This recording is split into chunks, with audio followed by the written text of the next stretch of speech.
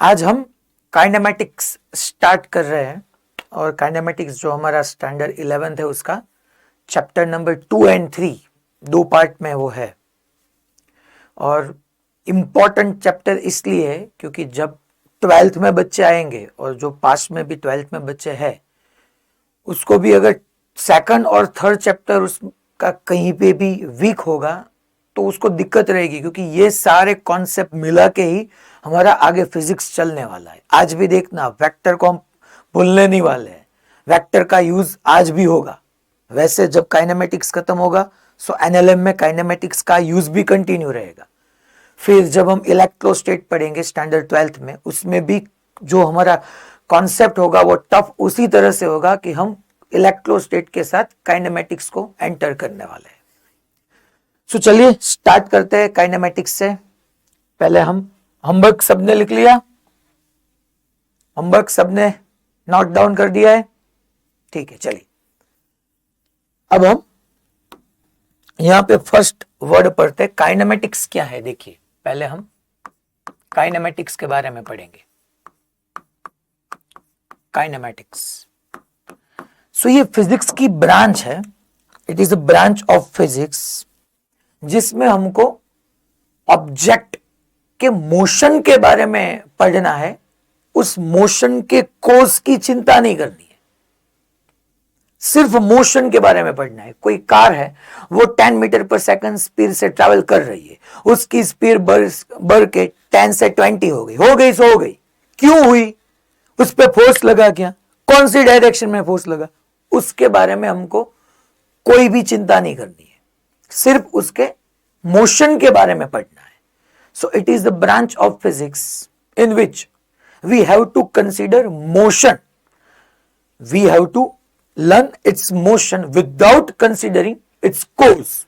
उसके कोर्स के बारे में हमको वहां पे कुछ पता नहीं करना है, सिर्फ और सिर्फ मोशन हो रहा है, स्पीड इंक्रीज हो रही है, स्पीड डिक्रीज हो रही है, स्पीड में इंक्रीज क्यों हो रहा है नहीं, वो आज हमको नहीं देखना है। उसके लिए जो ब्रांच है वो डायनेमिक्स है। काइनेमेटिक्स के बाद डायनेमिक्स आएगा, चैप्टर नंबर 4 है हमारा। सो काइनेमेटिक्स में मैं पहले उसका डेफिनेशन आपको बताता हूं। It is branch of physics in which we have to study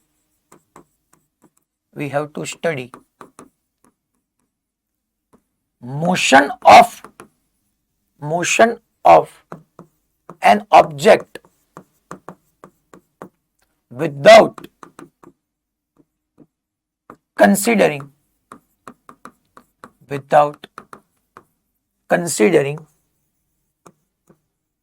about its cause। हमको उसका कोर्स को कंसीडर नहीं करना है, हमको सिर्फ यही पढ़ना है कि मोशन है, मोशन क्यों हुआ, उसके पीछे की वजह क्या है, उसमें नहीं पढ़ना है, कोर्स में नहीं पढ़ना है। सिर्फ मोशन हुआ, स्पीड इंक्रीज हुई, स्पीड डिक्रीज हुई, ठीक है, नो प्रॉब्लम। ये काइनेमेटिक्स है। ये काइनेमेटिक्स में हमको फर्स्ट जो पढ़ना है वो है रेक्टिलिनियर मोशन। रेक्टिलिनियर मोशन, या आप उसको बोल सकते हो वन डायमेंशनल मोशन या मोशन इन 1D, जो भी आप बोलो, रेक्टिलिनियर मोशन या मोशन इन 1D, ये काइनेमेटिक्स का पार्ट है। फिर हमको प्रोजेक्टाइल मोशन पढ़ना है। Projectile motion that is motion in 2D, 2 dimensional motion बोलिए या मोशन इन 2D है। पहले तो ये काइनेमेटिक्स है। सो काइनेमेटिक्स में हमको, ये फिजिक्स की वो ब्रांच है जिसमें हमको ऑब्जेक्ट के मोशन के बारे में पढ़ना है, उस मोशन के कॉज में नहीं पढ़ना है, वो हम चैप्टर 4 में देखेंगे। फिर काइनेमेटिक्स में जो टॉपिक हमको कवर करना है वो है रेक्टिलिनियर मोशन, या आप बोल सकते हो motion in 1D, then projectile motion, और थर्ड हमको जो पढ़ना है वो है relative motion.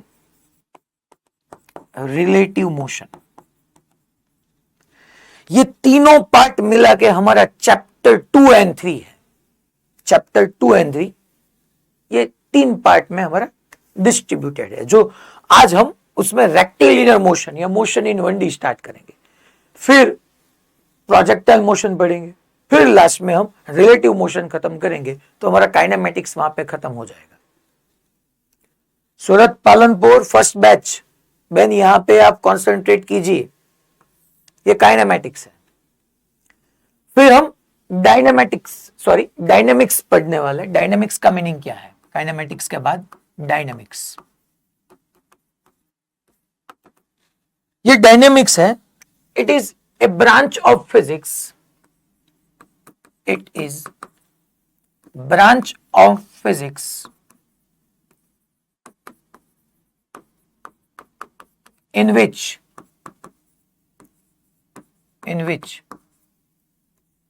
we have to consider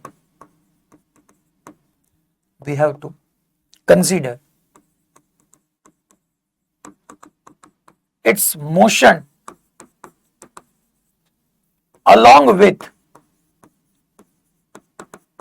its cause and property of body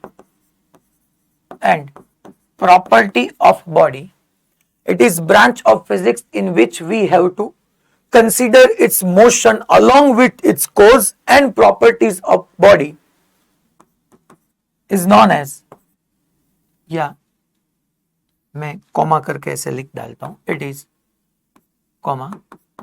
it is termed as या called डायनेमिक्स। डायनेमिक्स में हमको it is the branch of physics in which we have to consider its motion along with cause and property of body. तो यहां पे हमको उसके कोज के बारे में पढ़ना है कि इसकी स्पीड चेंज हुई तो क्यों हुई। जिस बॉडी की स्पीड चेंज हुई उस बॉडी का जो प्रॉपर्टी है वो प्रॉपर्टी के बारे में भी हमको पढ़ना है। दो पार्ट है, first is kinematics, second is dynamics. ये काइनेमेटिक्स ये हमारा चैप्टर नंबर 2 and 3 है, ये डायनेमिक्स ये हमारा चैप्टर नंबर 4 है, और ये दोनों को मिला के हमारे पास मैकेनिक्स रेडी होगा, that is mechanics. It is the cumulative effect of kinematics plus dynamics. Kinematics और डायनेमिक्स दोनों को मिला के हमारे पास मैकेनिक्स रेडी होगा, काइनेमेटिक्स एंड डायनेमिक्स। इतनी बात सबको क्लियर? सुरेंद्र नगर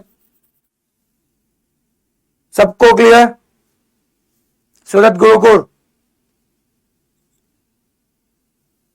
सूरत गुरुकुल आपको मेरी आवाज आ रही है?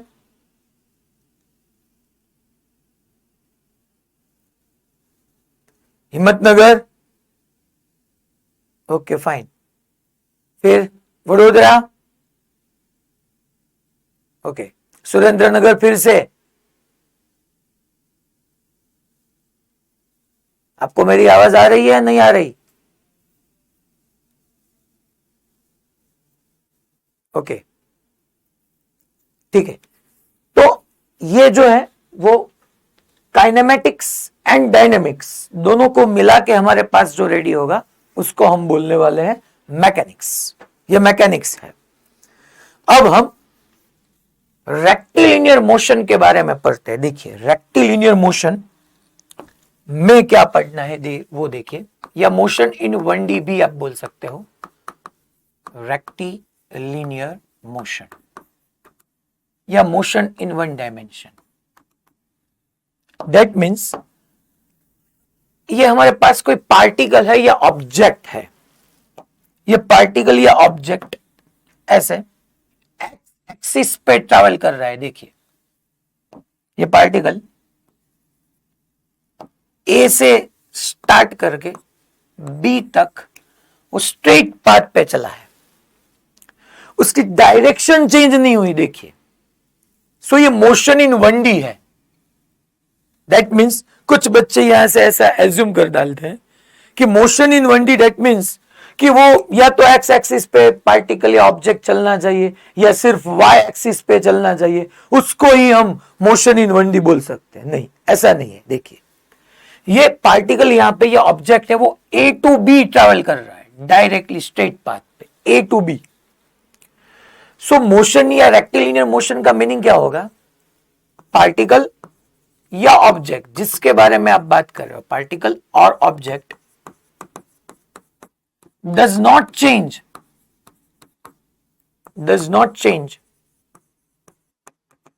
its direction of motion,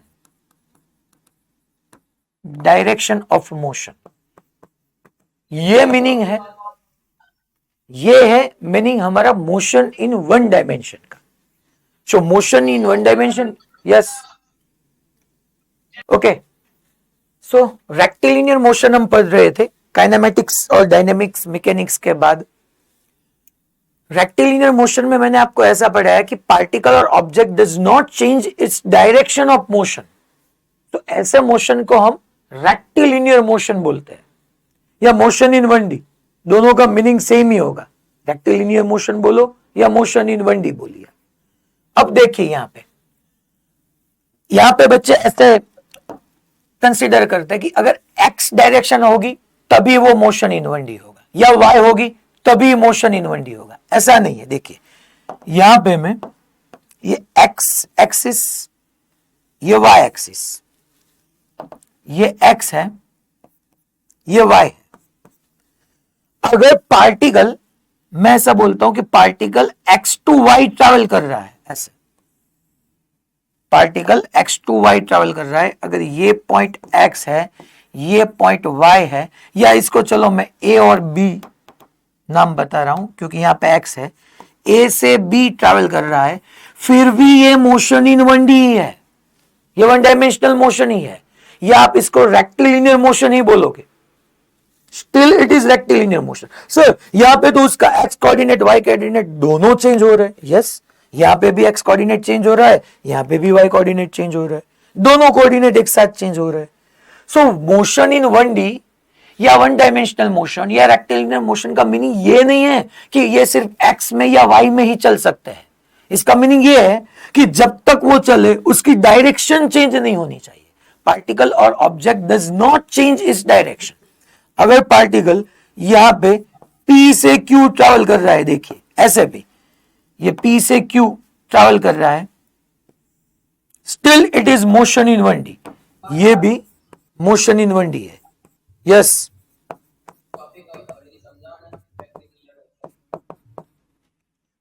कयू centre पहला, कौन सा सेंटर? अहमदाबाद।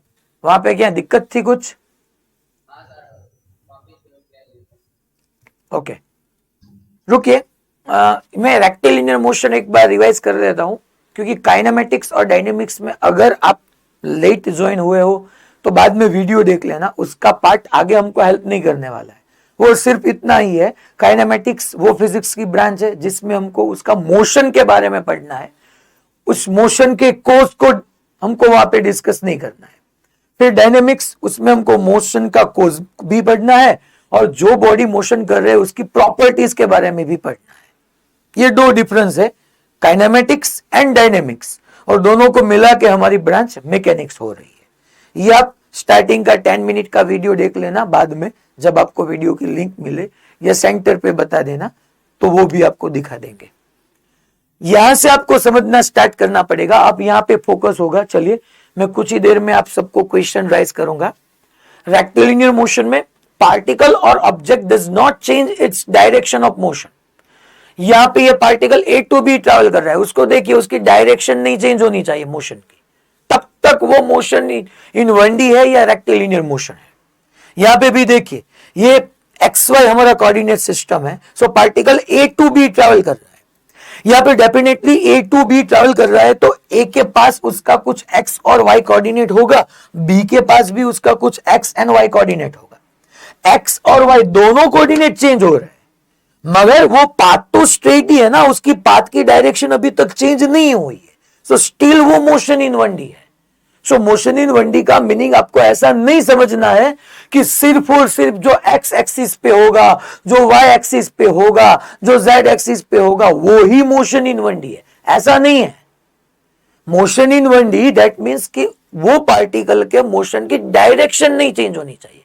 वो यहाँ पे स्ट्रेट पार्ट पे चल रहा है, यहाँ भी स्ट्रेट पार्ट पे चल रहा है, चलने दीजिए, वो मोशन इन 1D है। P2Q मोशन इन 1D है, A2B मोशन इन 1D है।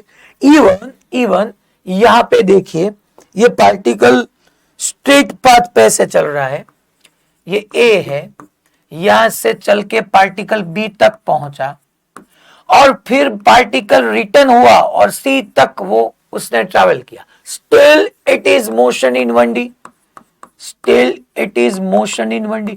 सर यहां पे तो डायरेक्शन चेंज हुई, मगर वो एक्स एक्सिस पे ही हुई ना। वो A to B अगर चला, फिर वो घूमने के बाद y एक्सिस पे चला गया, तब मैं बोल सकता हूं ये x है और ये y है, तब उसकी डायरेक्शन चेंज हुई। Now it is not a motion in 1D, but yes still it is motion in 1D। Why? Because of वो हुआ तो उसका एक्स एक्सिस पे ही ना मोशन। सो देखना, ये बात को समझना कि मोशन इन 1D के लिए या वन डायमेंशनल मोशन के लिए उसकी डायरेक्शन चेंज नहीं होनी चाहिए। यहां पे तो हुई सर, मगर है तो एक्स एक्सिस ही ना। आपने बोला ये कि इसको मेरे को पॉजिटिव एक्स बताना है, इसको नेगेटिव एक्स बताना, ये तो हमने बोला ना, ऐसा नहीं है ना। ये नेगेटिव एक्स एक्सिस होती है, ये पॉजिटिव एक्स एक्सिस हुई तो एक्स एक्सिस ही ना। सो लास्ट टाइम में यहां पे देखिए आप सबके साथ डिस्कस कर रहा हूं, रेक्टिलिनियर मोशन का मीनिंग है पार्टिकल और object does not change its direction of motion. ये भी मोशन इन 1D है, सिर्फ एक्स में हो। ये एक्स वाई प्लेन में भी A to B straight path पे चल रहा है, तब तक वो मोशन इन 1D ही है। P2Q स्ट्रेट पाथ पे चल रहा है, वो मोशन इन 1D ही है। अगर A से B जाके C पे फिर से वापस लौटे, यहां पे उसकी डेफिनेटली एक्स एक्सिस ही डायरेक्शन हुई, वो रिटर्न हुआ पाथ, मगर डायरेक्शन तो एक्स एक्सिस ही हुई। Still it is motion in 1D। सबको क्लियर ये बात? 110% सब सेंटर वाले बच्चे मुझे क्लियर बताना, तब मैं आगे बढ़ पाऊंगा। अमरेली सबको क्लियर? ठीक है, चलिए अब हम रेक्टिलिनियर मोशन में दो वर्ड पढ़ने वाले हैं। फर्स्ट रेस्ट कौन सा है और मोशन क्या है, फिर पाथ लेंथ एंड डिस्प्लेसमेंट पढ़ेंगे, क्योंकि जो भी हमारा मोशन है वो रिलेटिव पे डिपेंड करता है। यस यस बताइए।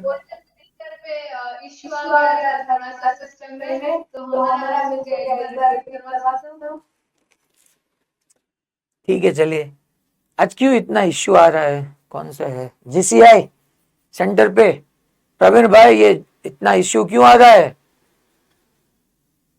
क्योंकि ऐसा होगा तो हम आगे नहीं बढ़ पाएंगे ना लेक्चर में। यहाँ पे एक सर है, वो देख रहे हैं आप सबको और मेरे को भी, तो उसको मैं बोल रहा हूं, आप चिंता मत कीजिए।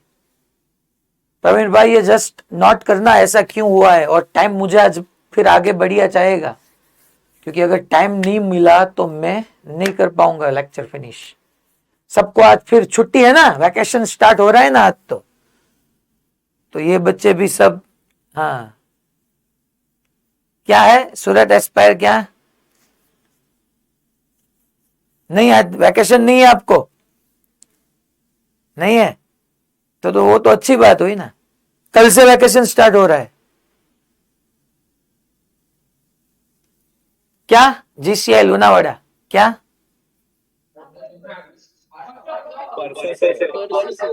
परसों से? अरे क्या बात है, आप तो पढ़ने वाले बच्चे हैं तभी तो। चलिए मैं रेक्टिलिनियर मोशन को एक बार ये रिवाइज करा रहा हूं। पार्टिकल और object does not change its direction of motion, then it is rectilinear motion. जब पार्टिकल A से B चल रहा है, देखिए, तो उसकी जो मोशन की डायरेक्शन है वो चेंज नहीं होनी चाहिए। तो यहां से ये मिसकंसेप्शन नहीं होना चाहिए कि सिर्फ और सिर्फ एक्स एक्सिस या वाई एक्सिस पर ही हम मोशन इन 1D पढ़ेंगे, ऐसा नहीं है। देखिए ये एक्स वाई प्लेन है, मेरी ये कोऑर्डिनेट सिस्टम एक्स और वाई, ये एक्स वाई प्लेन है। सो पार्टिकल यहां पे ए टू बी चल रहा है, डेफिनेटली ए टू बी चलेगा तो उसका एक्स और वाई कोऑर्डिनेट दोनों चेंज हो गए, but during A to B motion उसकी डायरेक्शन नहीं चेंज हुई, वो तो स्ट्रेट पाथ पे ही चला, then it is motion in 1D। P से Q डेफिनेटली उसका एक्स कोऑर्डिनेट और वाई कोऑर्डिनेट दोनों चेंज हो रहे, मगर उसकी डायरेक्शन चेंज नहीं हुई ना, डायरेक्शन तो P to Q straight path पे चल रहा है, then it is motion in 1D। फिर ये पार्टिकल A to B चला, फिर B से मुड़ के वापस C पे आया, मगर still it is motion in 1D। Sir यहां पे तो डायरेक्शन चेंज हुई, मगर है तो एक्स एक्सिस पे ही ना, ये पॉजिटिव एक्स एक्सिस, ये नेगेटिव, ये तो हमने बोला कि इसको पॉजिटिव बोलो, इसको नेगेटिव बोलो, या लेफ्ट वर्ड को पॉजिटिव बोलो, राइट वर्ड को नेगेटिव बोलो, है तो एक्स एक्सिस ही ना। सो जब तक पार्टिकल की डायरेक्शन चेंज ना हो, सर यहां पे तो हुई, अगर यहां पे तो एक्स एक्सिस है, सो एक्स एक्सिस ही हुआ ना। सो एक्स एक्सिस तो पॉजिटिव एक्स नेगेटिव कुछ भी हो सकती है एक्स एक्सिस। सर यहां पे तो एक्स और वाई दोनों चेंज हुए, मगर ये पाथ में उसकी डायरेक्शन नहीं चेंज हुई। अगर ऐसे चलता चलता फिर ऐसे अगर मुड़ जाता, तब हम इसको मोशन इन 1D नहीं बोल सकते, मगर यहां पे वो A to be straight path पे चला, उसकी डायरेक्शन चेंज नहीं हुई, तो ये ए टू बी भी मोशन इन 1D, या rectilinear motion, P to Q भी rectilinear motion, A to B and B to C वो भी रेक्टिलिनियर मोशन। ठीक है, okay Porbandar, okay fine.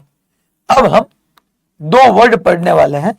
First है रेस्ट, किसको बोलते हैं, और मोशन किसको बोलते हैं, रेस्ट, ये वर्ड हम पढ़ने वाले। देखिए that rest means position of an object remain unchanged. Position of an object या पार्टिकल कुछ भी ले सकते हो, remain unchanged with respect to an observer, then body या ऑब्जेक्ट, देन ऑब्जेक्ट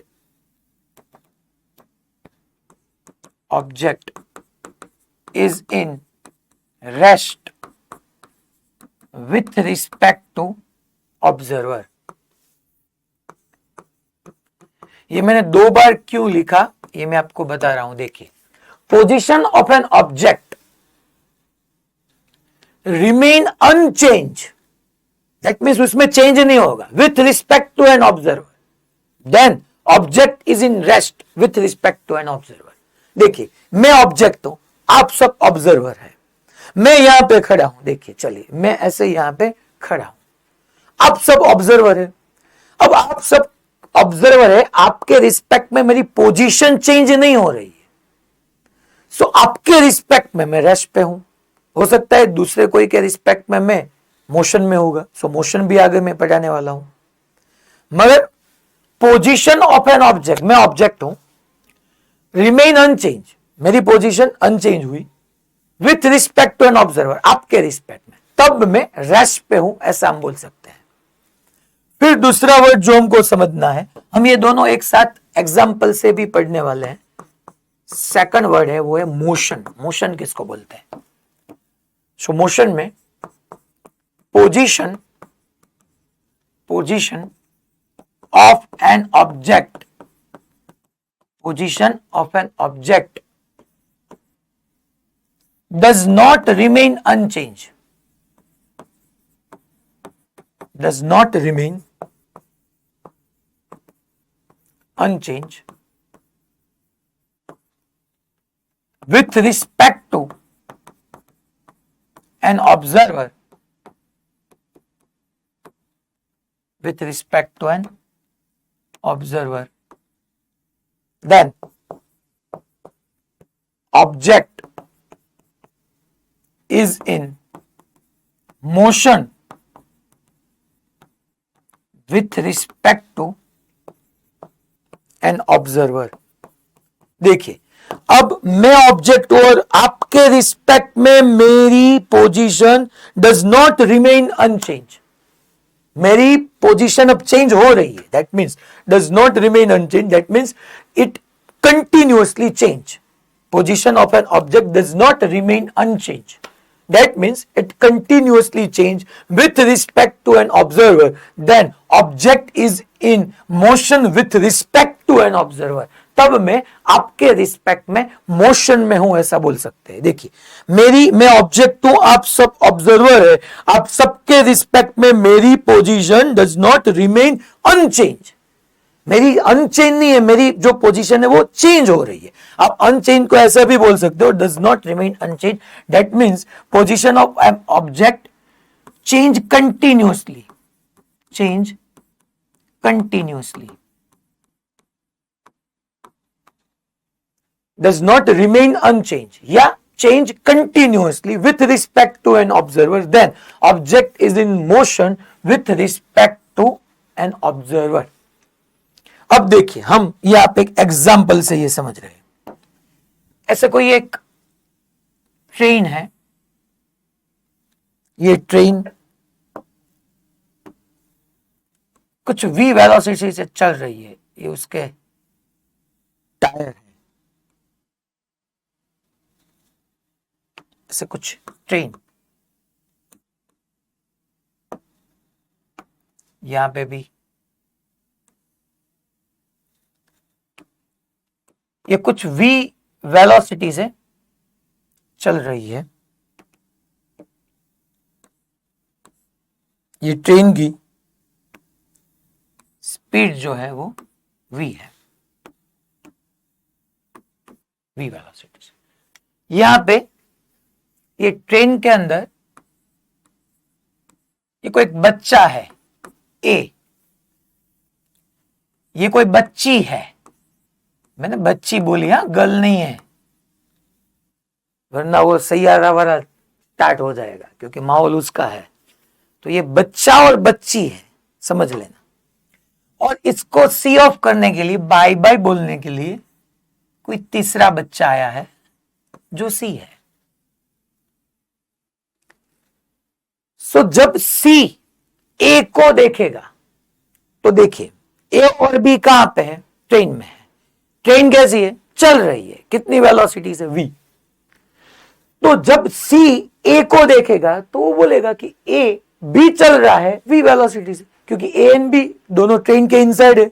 जो ट्रेन की वेलोसिटी वही a की velocity. So a is in motion with respect to c, क्योंकि c उसको बाय बोल रहा है, देख रहा है c कि a आगे बढ़ रहा है. सी देख रहा है कि वो बाय बाय ऐसा सी ऑफ बोल रहा है और ए आगे निकल रहा है. तो सी के रिस्पेक्ट में ए मोशन में है. So A is in motion with respect to C. मगर ए को जब बी देखेंगे तो जो बच्ची बच्चे को देखेंगे, बच्ची और बच्चा है, ये बच्ची बी बच्ची जब ए को देखेंगे तो वो सोचेंगे कि कुछ देर पहले भी ए मेरे सामने ही था, आधे घंटे के बाद भी वो मेरे सामने ही है. दैट मीन्स कि उसकी पोजीशन चेंज नहीं हुई, रिमेन अनचेंज. जिस ईयर लोनावाला, आप तीनों क्या कर रहे हो, कैमरा ऑफ मत करना आप. सो आप तीनों यहां पे ये तीन है, ए बी एंड सी. तो ये बी बोलेंगी बच्ची कि मेरे रिस्पेक्ट में आधे घंटे पहले भी ए स्टेशनरी ही था, रेस्ट पे ही था, वहां पे ही था, और आधे घंटे के बाद वो ही वहां पे ही है. So A is in rest with respect to B. A C के रिस्पेक्ट में मोशन पे है और वही A is in rest with respect to B. So अगर ऑब्जर्वर चेंज हो गया सो ए का मोशन भी चेंज हो गया. सी के रिस्पेक्ट में ए ट्रैवल कर रहा है और बी के रिस्पेक्ट में ए स्टेशनरी है, रेस्ट पे है. सेम अगर हम देखें तो B is in motion with respect to C. Yes correct, क्योंकि सी बी को बाय बोलेगा तो देखेगा कि बी आगे बढ़ रहा है v वेलोसिटी से, मगर B is in rest with respect to A, क्योंकि ए बोलेगा जो बी बच्ची है वो आधा घंटे पहले भी मेरे सामने ही बैठी थी, अभी भी वो मेरे सामने ही है, दैट मीन्स कि उसका मोशन नहीं हुआ, वो रेस्ट पे है। मगर सी बोलेगा कि वो तो आगे बढ़ गई। So B is in motion with respect to C, but B is in rest with respect to A. So कोई भी बॉडी रेस्ट पे है या मोशन पे है वो ऑब्जर्वर से हम डिसाइड कर सकते हैं। ए सी ऑब्जर्वर के रिस्पेक्ट में मोशन में है, मगर वो ही ए बी ऑब्जर्वर के रिस्पेक्ट में स्टेशनरी है, रेस्ट पे है। और यहां पे जब तक हम वो रिलेटिव मोशन में ना पहुंच जाए ना, दैट मीन्स हमारा फर्स्ट पार्ट है rectilinear motion and second projectile motion, वो दोनों टाइप में हम ऑब्जर्वर ग्राउंड ही लेंगे। जो भी डिस्कशन होगा हमारी ग्राउंड के रिस्पेक्ट में ही होगा, ये याद रखना आप। आज से लेके जो भी मैं पढ़ाने वाला हूं, जब तक हम रिलेटिव मोशन चैप्टर स्टार्ट ना करें, वो यूनिट सॉरी, तब तक हम रेक्टिलिनियर मोशन और प्रोजेक्टाइल मोशन दोनों में हम जो ऑब्जर्वर लेंगे वो ग्राउंड ही लेंगे, ग्राउंड के रिस्पेक्ट में ही पढ़ने वाले हैं सब कुछ। तो यहां पे मैंने दोनों वर्ड आपको क्लियर बताया कि position of an object does not remain unchange, that means change continuously with respect to an observer, then object is in motion with respect to an observer. Again यहां पे आपको हमको ऐसा डाउट हो सकता है कि सर ए और बी दोनों को सी का मोशन कैसा लिखेगा, वो हम रिलेटिव मोशन में पढ़ने वाले। ये यहां पे इसलिए मैं बता सकता क्योंकि अब हम रिलेटिव मोशन अभी हम नहीं पढ़े हैं कि ए और बी दोनों को सी का मोशन कैसा फील होगा, वो हम वहां पे पढ़ने ही वाले। यहां पे ए एक बार सी के रिस्पेक्ट में मोशन में है, एक बार रेस्ट पे है। ये बात सबको क्लियर, पक्का, सब सेंटर पे ठीक है। मोडासा ओके, मोडासा आगे बच्चे बैठे, उसको थंब से राइज करने में कुछ दिक्कत है? जीसीआई मोडासा में आपको बात बता रहा हूं, आगे फर्स्ट 3 बच्चे बीच में, आपको क्लियर? ओके, अब हम 2 वर्ड पढ़ने वाले हैं, उसमें फर्स्ट वर्ड है डिस्प्लेसमेंट। हमको क्या पढ़ना है अभी? डिस्प्लेसमेंट। फिर डिस्टेंस ट्रैवल या पाथ लेंथ पढ़ने वाले। Displacement that means it is defined as defined as change in position। change in position, हम डिस्प्लेसमेंट को डिफाइन करेंगे चेंज इन पोजीशन से। फिर displacement it is vector quantity, it is vector quantity. अच्छा, change in position, जब भी change आएगा हम फाइनल माइनस इनिशियल करेंगे। देखिए it is vector quantity. Again vector quantity है तो हमारे पास उसकी डायरेक्शन हुई, तो डायरेक्शन होगी, डायरेक्शन में बता सकता हूं इनिशियल पोजीशन से फाइनल पोजीशन तक, from initial position to final position. Initial position से लेके फाइनल पोजीशन तक उसकी डायरेक्शन होगी। देखिए मैं यहां पे आपको ये शो कर रहा हूं उसका एग्जांपल। ये एक्स एक्सिस है हमारे पास, ये वाई एक्सिस है। पहले पार्टिकल यहां पे था, ये इसका इनिशियल पोजीशन, फिर वो ऐसा कुछ चला चला चला और घूम करके यहां पे आया, ये फाइनल पोजीशन। तो मैं ये बता रहा हूं it is defined as change in position. पहले पोजीशन यहां पे थी, बाद में पोजीशन यहां पे आई। अगेन ये उसका इनिशियल पोजीशन था एक्स वाई कोऑर्डिनेट में, तो मेरे को उसका पोजीशन वेक्टर ड्रॉ करना है क्योंकि एक्स वाई प्लेन में है। ये वेक्टर क्वांटिटी है, सो मुझे पोजीशन वेक्टर बताना है, सिर्फ पोजीशन नहीं। तो देखिए हम पढ़ चुके हैं कि पोजीशन वेक्टर के लिए मैंने बताया था, या तो आप जो जहां पे पोजीशन शो करनी है वहां पे हेड और टेल कहां पे, या तो ओरिजिन पे, या ओरिजिन की जगह मैंने आपको ऑब्जर्वर वहां पे लिखाया था, या तो वो ओरिजिन हो सकती है या ऑब्जर्वर हो सकता है। तो देखिए ऐसे कुछ, ये इनिशियल पोजीशन हो गई, ये यहां पे हमारा ओरिजिन, यहां पे हमारा ऑब्जेक्ट या पार्टिकल जो भी, तो इसको मैं लिखूंगा आर आई वेक्टर। पोजीशन को हम आर से शो, सॉरी पोजीशन वेक्टर को हम आर से शो कर रहे थे, इनिशियल का है सो आर आई वेक्टर। ऐसे ही हमको यहां पे इसकी फाइनल पोजीशन है, सो वो ओरिजिन के रिस्पेक्ट में डिसाइड करनी है, तो ऐसे हम उसका पोजीशन वेक्टर ड्रॉ कर सकते हैं, दैट इज आर एफ। ये आर एफ वेक्टर हुआ, R I R F,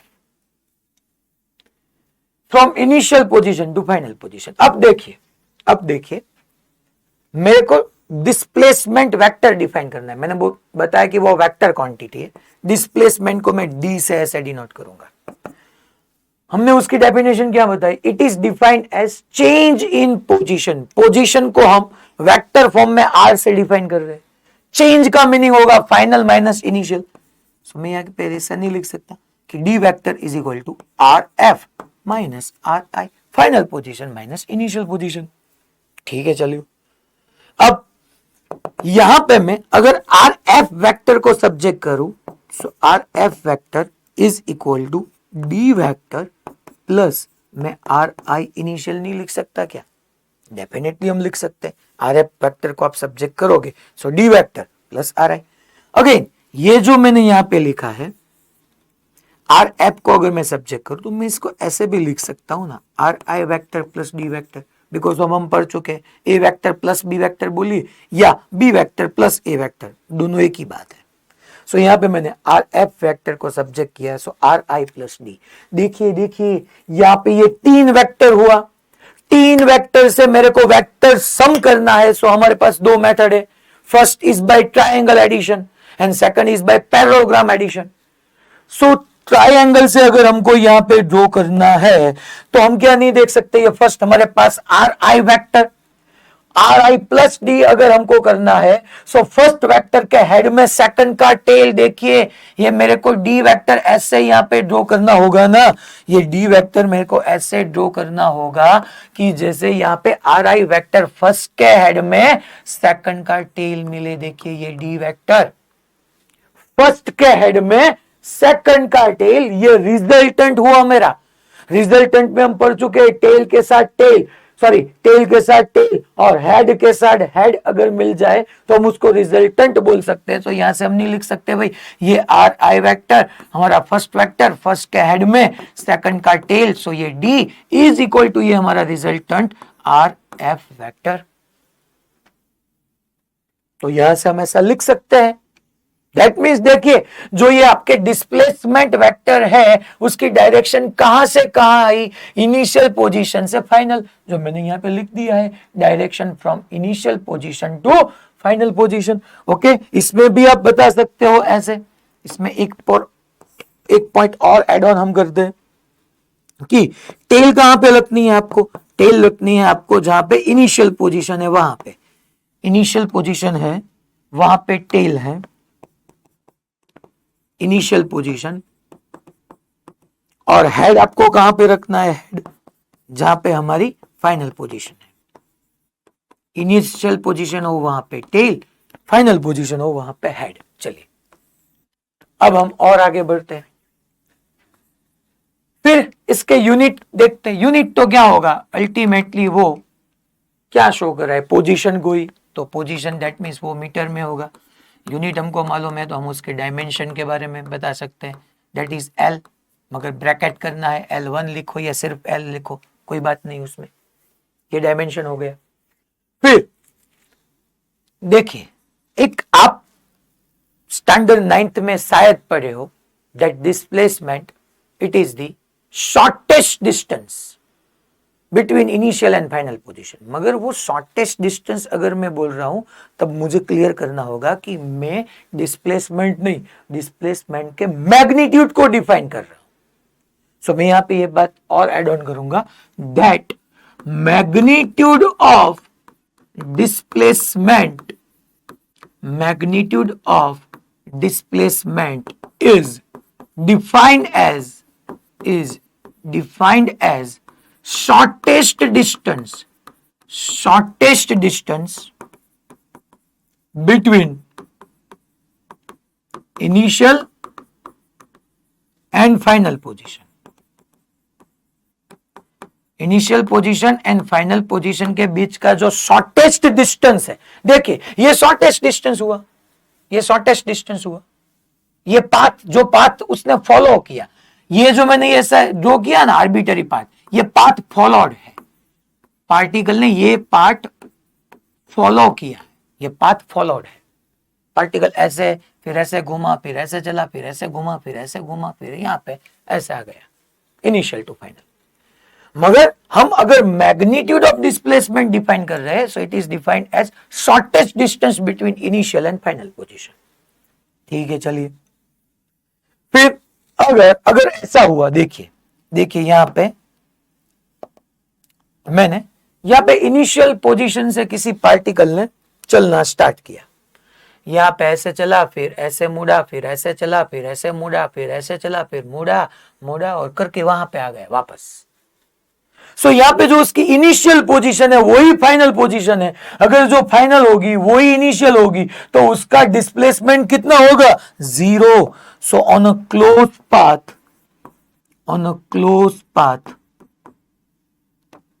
on a close path, displacement became 0। सो उसको हम नल वेक्टर भी बोल सकते हैं, क्योंकि 0 वेक्टर, डेट मीन्स उसको हम नल वेक्टर भी बोल सकते हैं, क्योंकि जहां से उसने स्टार्ट किया वहां पे वापस आया। इनिशियल और फाइनल दोनों पोजीशन सेम है, और डिस्प्लेसमेंट तो बता रहा है चेंज इन पोजीशन को, दोनों सेम है, जो इनिशियल है वही फाइनल है। So on a close path displacement become 0, that means उसको हम नल वेक्टर बोलेंगे। फिर डिस्प्लेसमेंट जो है ना, it does not depend upon path followed. अगर वो जो पाथ फॉलो कर रहा है वो पाथ पे अगर वो डिपेंड करता तब तो वो डिस्प्लेसमेंट हम 0 नहीं बोल सकते ना, वो it depends on initial and final position. So displacement के बारे में बता रहा हूं, it is does not depend upon, does not depend upon path followed. वो कौन से पाथ को फॉलो कर रहा है वो मैटर नहीं करता, इसमें मैटर कर रहा है उसकी इनिशियल एंड फाइनल पोजीशन कौन सी है। सबको मालूम पड़ा ये बात? क्लियर? सबको क्लियर? भुज फर्स्ट बैच बीच में जो यहां पे आपको ही बता रहा हूं उसके सामने मत देखो। So it does not depend upon path followed. It is depend only upon initial and final position. इतनी सारी बातें हमने पढ़ी, अब इस पे एक क्वेश्चन करते हैं। चलिए, यहां पे मैंने आपको सबको बता दिया। देखिए शॉर्टेस्ट डिस्टेंस हुई, इसका मैग्नीट्यूड निकालना है, डी का मैग्नीट्यूड आपको कैसे निकालना है मालूम है आपको। मैं फिर भी एक क्वेश्चन के थ्रू आपको ये बात समझा रहा हूं। एग्जाम्पल हम अब स्टार्ट करते हैं। ये एस है, ये एक्स एक्सिस हो गई, ये बच्चों वाई एक्सिस हो गई, ये एक्स, ये वाई। यहां पे कहीं पे पार्टिकल या ऑब्जेक्ट था, उसकी इनिशियल पोजीशन थी, ये इनिशियल, जिसके कोऑर्डिनेट हम लिख पाएंगे 4, 5, 7। मैं ऐसे ही लिख रहा हूं, ये इनिशियल है। फिर पार्टिकल ऐसे कुछ घूम के यहां पे चला गया, ये फाइनल पोजीशन हो गई, और इसके कोऑर्डिनेट है 6, 9। ये एक्स वाई जेड तीनों एक्सिस में, यहां पे ऐसे जेड भी होगा। फाइंड, फर्स्ट क्वेश्चन है फाइंड, फर्स्ट आप मुझे आर आई वेक्टर लिखना सिखाइए, सेकंड आर एफ वेक्टर लिखना सिखाइए, थर्ड आप मुझे डिस्प्लेसमेंट फाइंड करके बताइए, फोर्थ आप मुझे वो डिस्प्लेसमेंट का मैग्नीट्यूड बताइए, और fifth find unit vector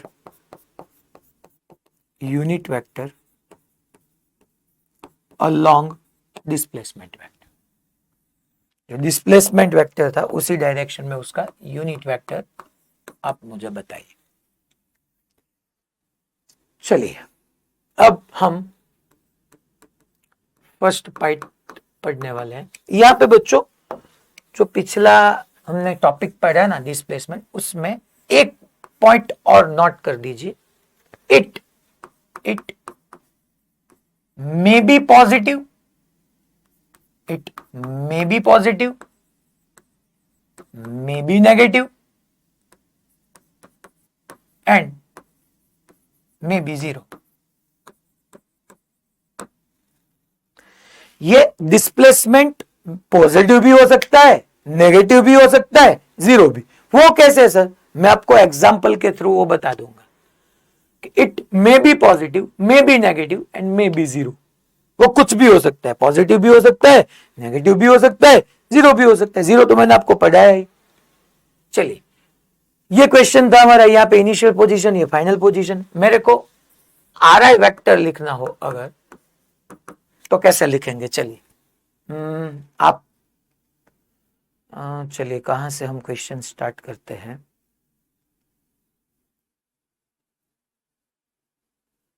Surendra नगर जीसीआई, आपका कैमरा क्यों ऑफ है? चलिए बताना है। वडोदरा भाईली अनम्यूट कीजिए। चलिए वडोदरा भाईली आप अनम्यूट कीजिए।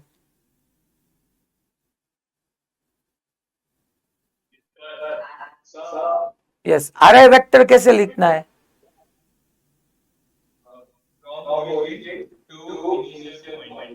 Okay, origin to initial. आप मुझे यहाँ पे लिखा है, अगर आर आई वेक्टर में लिखा तो उसमें हेड कहां पे करना है और टेल कहां पे करना है वो बताइए।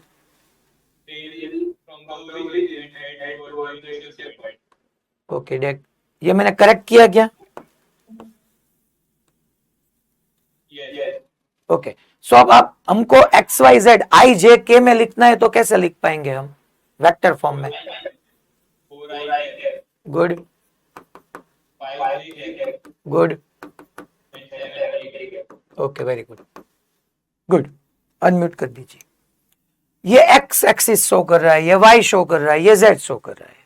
वेक्टर के साथ हमको magnitude and direction, direction that means unit vector. X में आई कैरेट, वाई में जे कैरेट, जेड में के कैरेट।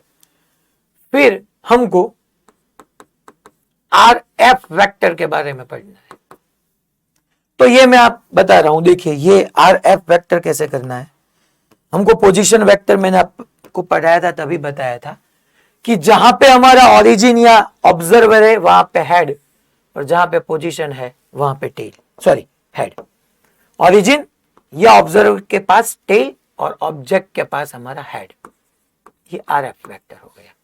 सो ये आर एफ वेक्टर हम लिख पाएंगे 6 आई कैरेट प्लस 6 जे कैरेट प्लस 9 के कैरेट। ठीक है, चलिए अब थर्ड पार्ट, डिस्प्लेसमेंट वेक्टर कैसे निकालना है। चलिए वो मुझे बताएंगे, डिस्प्लेसमेंट वेक्टर कैसे निकालना है वो। चलिए महसाना सेंटर अनम्यूट कीजिए।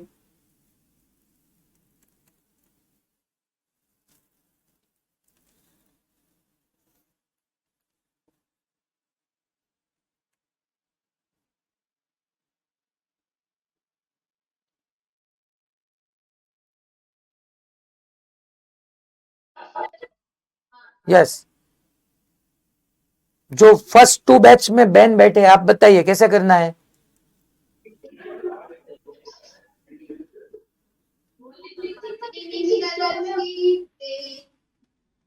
ओके ओके ओके, इनिशियल पे टेल होगा और हेड फाइनल पे होगा, करेक्ट। अब आगे कैसे लिखना है आप बताइए, चलिए। ये मैंने यहां पे हेड किया और ये डिस्प्लेसमेंट डी। अब क्या करना है बताइए, आप ही बताइए अभी।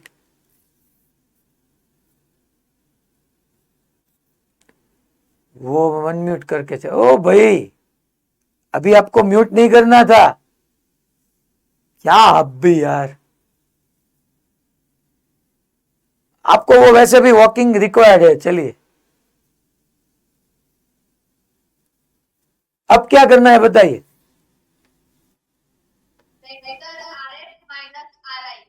वो कैसे vector are F minus R आई,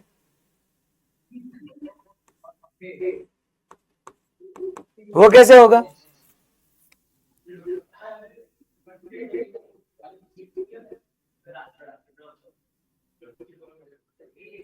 आएगा कैसे वो बताइए, are F minus R I correct है, मगर कैसे।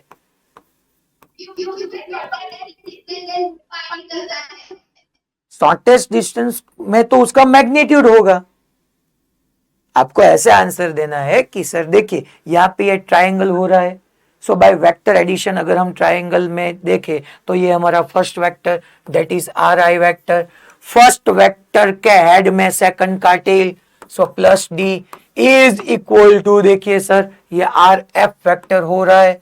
यहां से अगर आप डी को सब्जेक्ट करोगे तो ये आएगा, या आप ऐसा भी बता सकते हो कि डिस्प्लेसमेंट की फॉर्मूला ही है final position vector minus initial position vector, ठीक है। ओके, सो यहां पे आर एफ में से मैं अगर आर आई को माइनस करूं, मैं डायरेक्ट ही कर रहा हूं, देखिए आई कैरेट में से आई कैरेट को निकालिए, 6 माइनस 4, सो 2 आई कैरेट प्लस 6 माइनस 5, 6 माइनस 5 1 जे कैरेट और 9 माइनस 7 प्लस 2 के कैरेट। फिर ये हमारा डिस्प्लेसमेंट वेक्टर हो गया। फिर हमको फाइंड करना है उसका मैग्नीट्यूड। चलिए ये डिस्प्लेसमेंट वेक्टर का मैग्नीट्यूड हम पढ़ चुके थे, ये I caret J caret K caret हो तब हम मैग्नीट्यूड लिख सकते हैं under root of I caret के साथ जो भी होगा उसका स्क्वायर प्लस जे कैरेट के साथ जो होगा उसका स्क्वायर प्लस के कैरेट के साथ जो होगा उसका स्क्वायर। सो 4 प्लस 4 8 प्लस 1 9, 9 का रूट 3, ये मीटर आप लिख सकते हो। यहां पे भी अगर यूनिट के साथ लिखना हो आप मीटर लिख सकते हो। फिफ्थ यूनिट वेक्टर, चलिए ये यूनिट वेक्टर कैसे, देखिए एक्स डायरेक्शन का यूनिट वेक्टर हम आई कैरेट बोलते थे, वाई में जे कैरेट, जेड में के कैरेट, सो डी वेक्टर के अलोंग जो उसका यूनिट वेक्टर होगा वो हम बोलेंगे डी कैरेट। हम पढ़ चुके थे ए वेक्टर के अलोंग उसका यूनिट वेक्टर ए कैरेट बोलते थे, फोर्स के अकॉर्डिंग हम एफ कैरेट बोलते थे। तो यहां पे डिस्प्लेसमेंट के अलोंग उसका यूनिट वेक्टर होगा डी कैरेट। ओके, ये यूनिट वेक्टर का फॉर्मूला क्या था, यूनिट वेक्टर का फॉर्मूला ये लोनावट आप बताइए, चलिए यूनिट वेक्टर का फॉर्मूला क्या था, vector upon magnitude of vector. So इसको ये मैं डी वेक्टर अपॉन इसका मैग्नीट्यूड ऐसे डी लिखूंगा। सो डी वेक्टर में कैसे लिख पाऊंगा, देखिए 2 आई कैरेट प्लस 1 जे कैरेट प्लस 2 के कैरेट अपॉन उसका मैग्नीट्यूड, मैग्नीट्यूड क्या होगा उसका 3, तो ये 3। इसमें मीटर नहीं लिखना है क्योंकि यूनिट वेक्टर हमको मालूम है उसका कोई यूनिट नहीं है जो यूनिट लेस है। ये ईडर पे क्या चल रहा है, जीसीआई ईडर,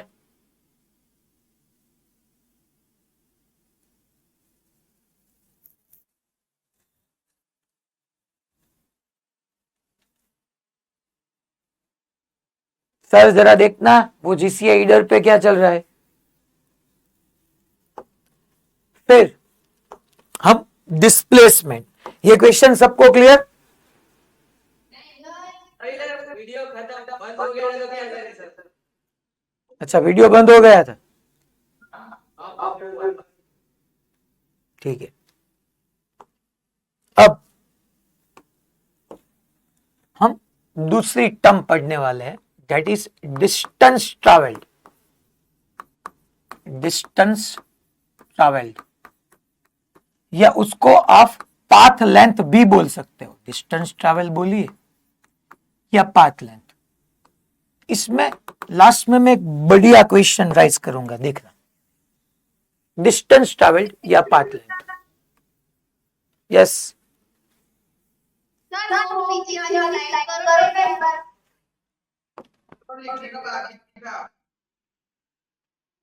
कौन से सेंटर में?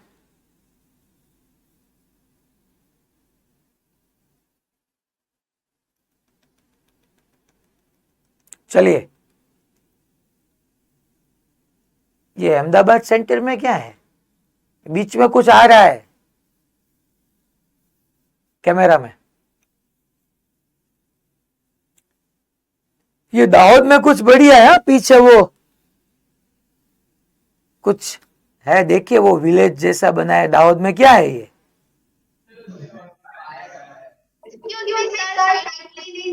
ओके, मैं सबको बीच में ही आ रहा हूं।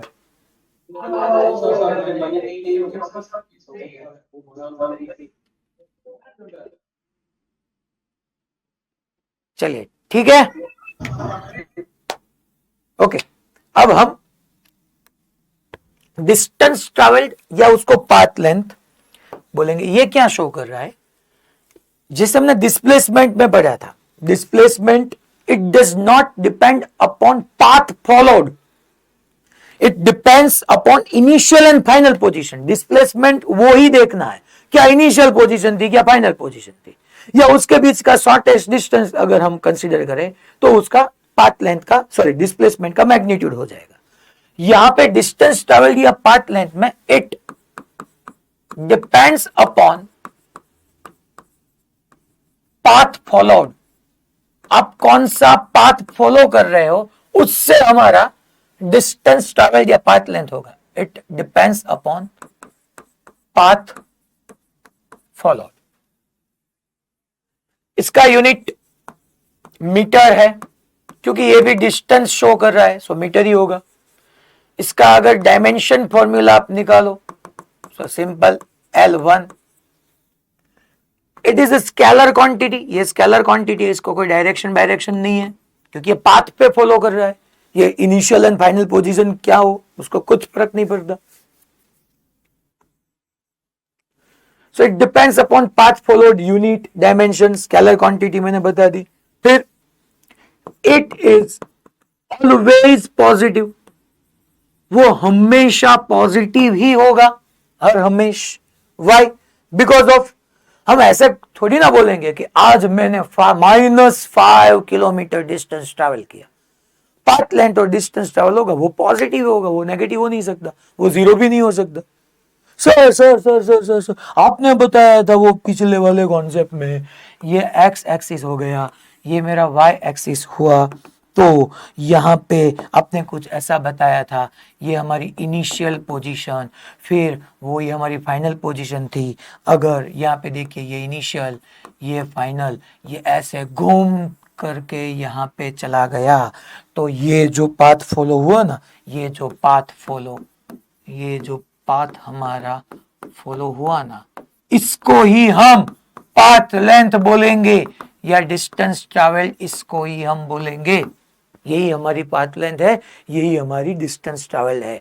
उसमें कुछ ऐसी बात नहीं आएगी क्या इनिशियल पोजीशन क्या फाइनल, कुछ नहीं मालूम।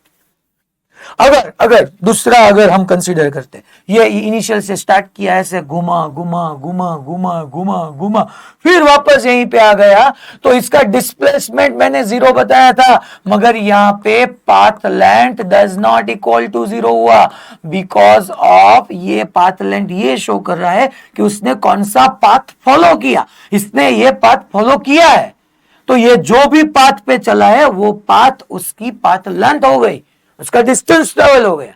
ये 0 नहीं हो सकता, क्योंकि वो पाथ पे चला है, ये पाथ फॉलो पे डिपेंड कर रहा है, ये इनिशियल एंड फाइनल पोजीशन पे डिपेंड नहीं कर रहा है। फिर एक इंपॉर्टेंट पॉइंट देखिए, important point, that we cannot define, we cannot compare displacement, we cannot compare displacement and path length because we cannot compare vector quantity and scalar quantity. Sir हम तो 9th में पढ़े थे कि ये छोटा हो सकता है, ये बड़ा हो सकता है. करेक्ट. आपने जो कंपेयर किया था वो डिस्प्लेसमेंट का मैग्नीट्यूड कंपेयर किया था. मैंने यहां पे क्या लिखा है, we can not compare displacement and path length. Displacement vector quantity है, पाथ लेंथ स्केलर क्वांटिटी है. सो वेक्टर और स्केलर को हम कैसे कंपेयर कर सकते हैं? बट यस, हम वेक्टर के मैग्नीट्यूड को एंड स्केलर को कंपेयर कर सकते हैं. सो यहां पे आपको ये बात ध्यान रखनी है, we can not compare displacement and path length because we can not compare vector quantity and scalar quantity. But yes, अगर मैं ऐसा लिखूं, यहां पे ये इंपॉर्टेंट बात है that displacement is less than और इक्वल टू पाथ लेंथ या डिस्टेंस ट्रेवल, जो भी बोलो आप, तो ये गलत है. ऐसा मैं नहीं कंपेयर कर सकता. मगर मैं ऐसा लिखूं, डिस्प्लेसमेंट का मैग्नीट्यूड इज लेस देन और इक्वल टू पाथ लेंथ, अब ये करेक्ट है. ऐसा मैं लिख सकता हूं. Now it is right that displacement का मैग्नीट्यूड एंड पाथ लेंथ दोनों सेम भी हो सकते हैं एंड जनरली डिस्प्लेसमेंट से ज्यादा पाथ लेंथ होगा because of path length path follow पे डिपेंड करेगा और डिस्प्लेसमेंट का मैग्नीट्यूड शॉर्टेस्ट पाथ बताएगा. सो डेफिनेटली शॉर्टेस्ट पाथ से पाथ फॉलो ज्यादा ही होगा ना. मगर दोनों इक्वल कब होंगे? दोनों इक्वल कब होंगे? सूरत एस्पायर, क्या फर्स्ट बैच? कोई प्रॉब्लम? तो क्या बात कर रहे थे आप?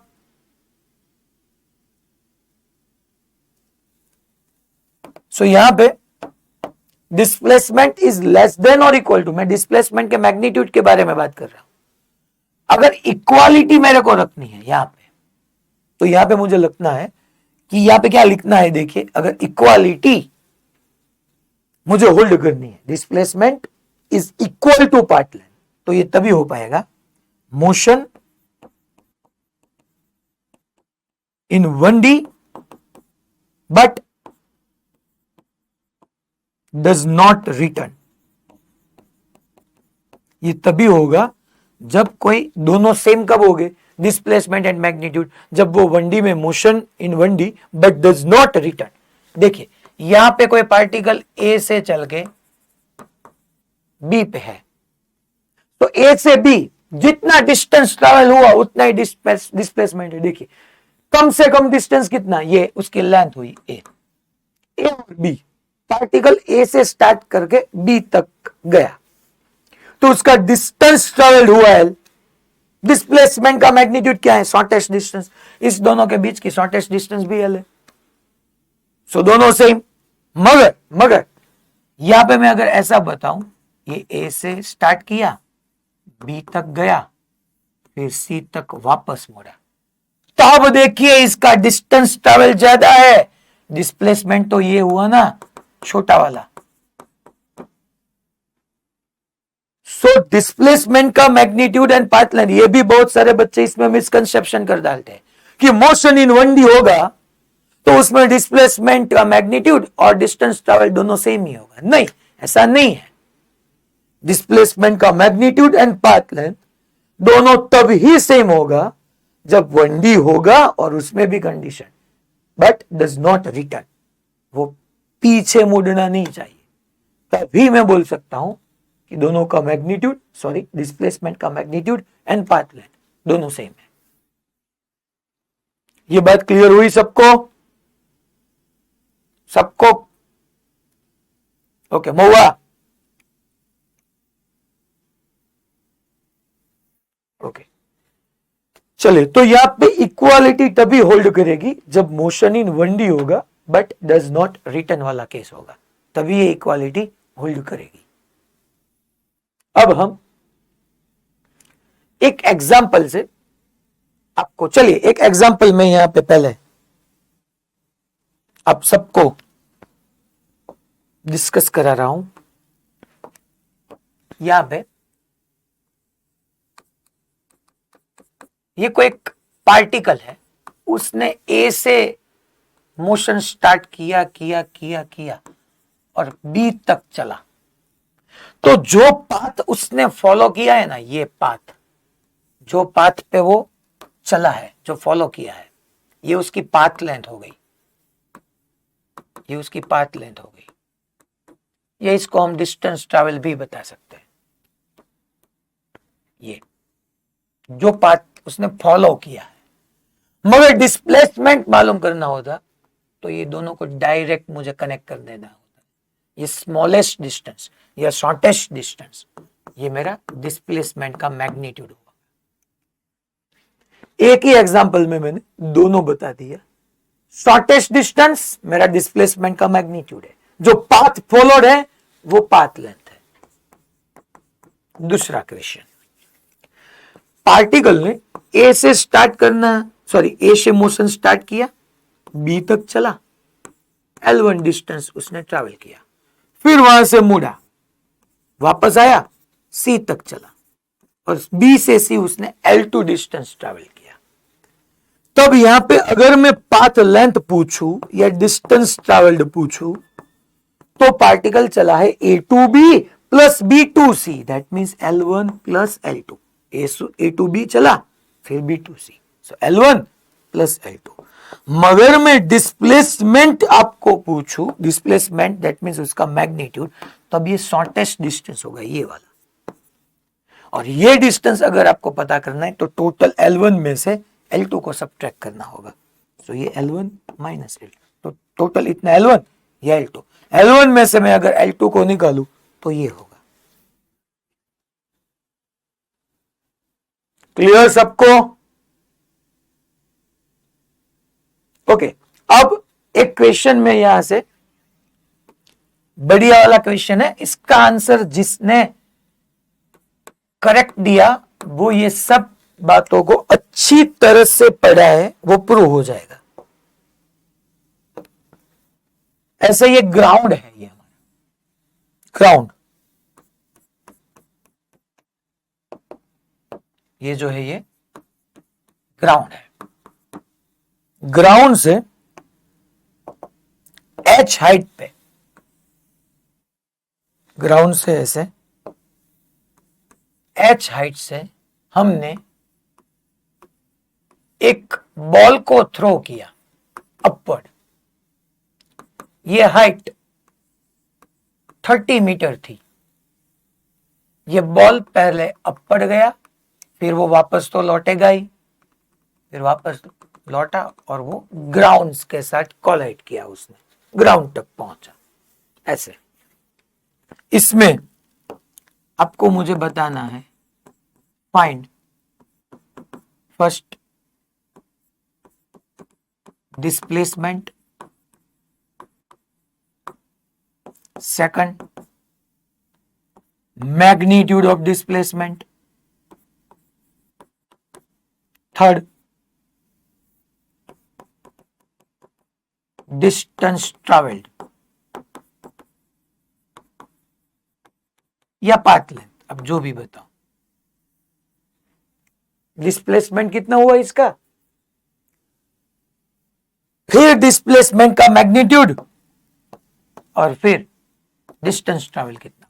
एक चीज मैं और बता देता हूं कि जहां से इसने 30 मीटर हाइट से उसने थ्रो किया ना, तो वो अपवर्ड 5 मीटर गया, फिर वापस आया। ऐसे उसने थ्रो किया, ये गिवन होगा आपको डेटा, 5 मीटर डेटा गिवन होगा कि थ्रो किया, वो 5 मीटर ऊपर जाके फिर वापस आया।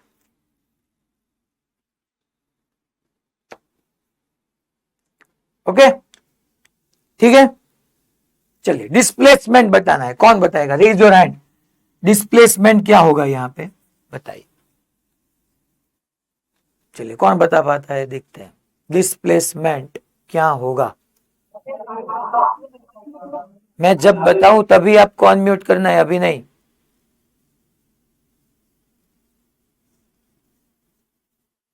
Okay, Radhika, GCI Jamnagar, Radhika, yes. 30 metre displacement है बच्चा, तो 30 मीटर होगा। डायरेक्ट में लिख पाऊंगा डिस्प्लेसमेंट 30 मीटर। देख, यहाँ पे मैंने डिस्प्लेसमेंट है और यहाँ पे डिस्प्लेसमेंट का मैग्नीट्यूड है। दैट मीन्स आपको मुझे डिस्प्लेसमेंट वेक्टर फॉर्म में बताना है। अब बताइए कैसे होगा?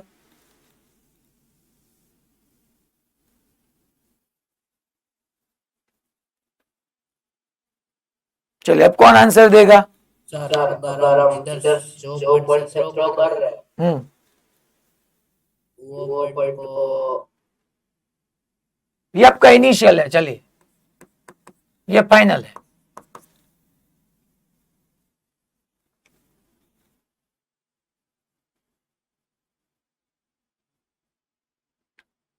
डिस्प्लेसमेंट का सिंपल फॉर्मूला है final position minus initial position, अगर मुझे वेक्टर फॉर्म में बताना है।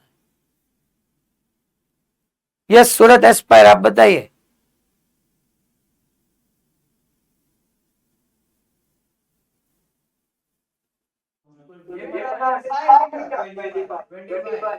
ट्वेंटी फाइव, वो कैसे 25?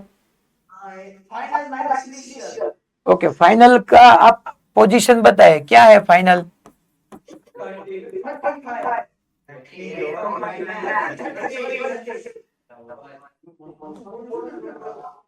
ओके,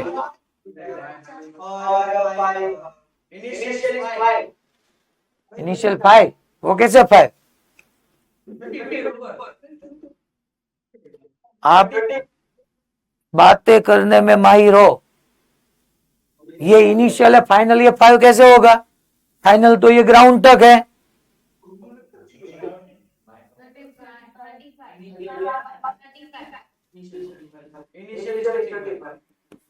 इनिशियली 35, मगर मैंने यहां से थ्रो किया, फिर ये 5 मीटर अपर ट्रैवल किया, यहां पे उसकी वेलोसिटी 0 हुई, 0 होने के बाद फिर वो डाउनवर्ड आया। तो फाइनल पोजीशन उसकी कौन सी हुई, वो आपको ढूंढना है। चलिए, और कौन बताएगा? Yes sure.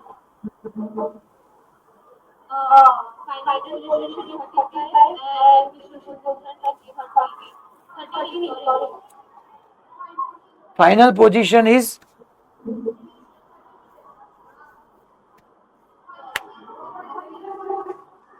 ओके, देखिए, चलिए अब और कोई है?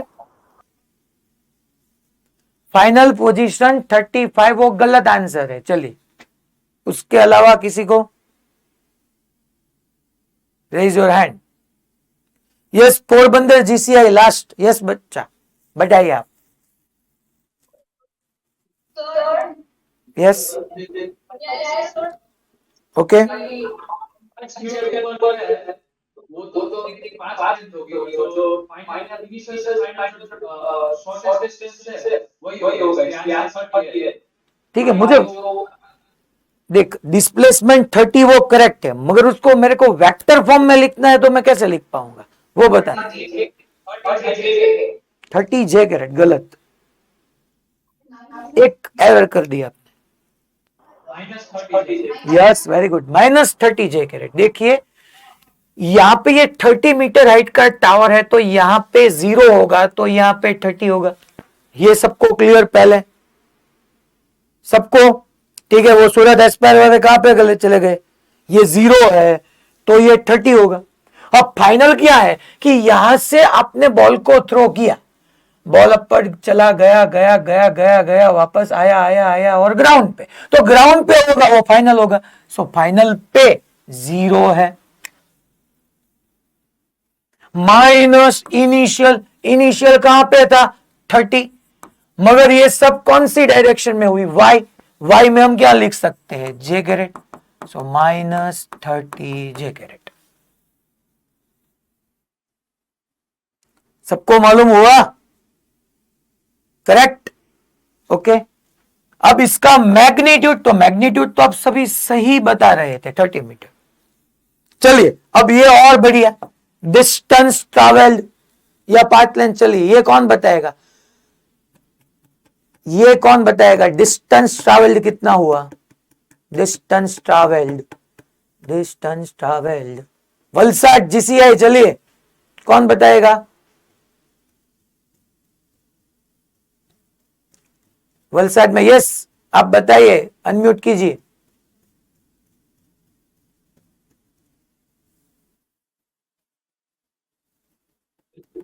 सर 40 मीटर कैसे बट?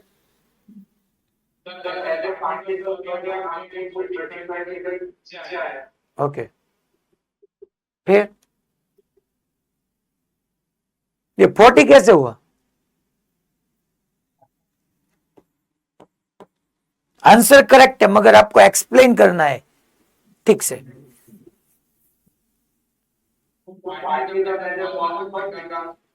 ओके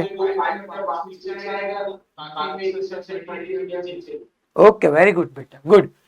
पाथ लेंथ या डिस्टेंस ट्रेवल होगा हमारा पाथ फॉलोड।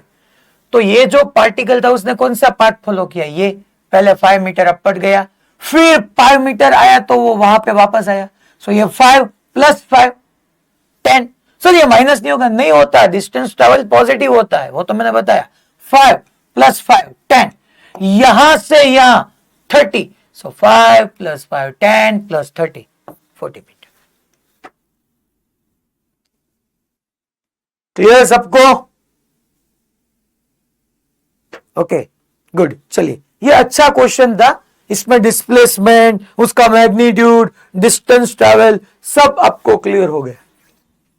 अब हम कुछ मॉड्यूल के क्वेश्चन को डिस्कस करते हैं।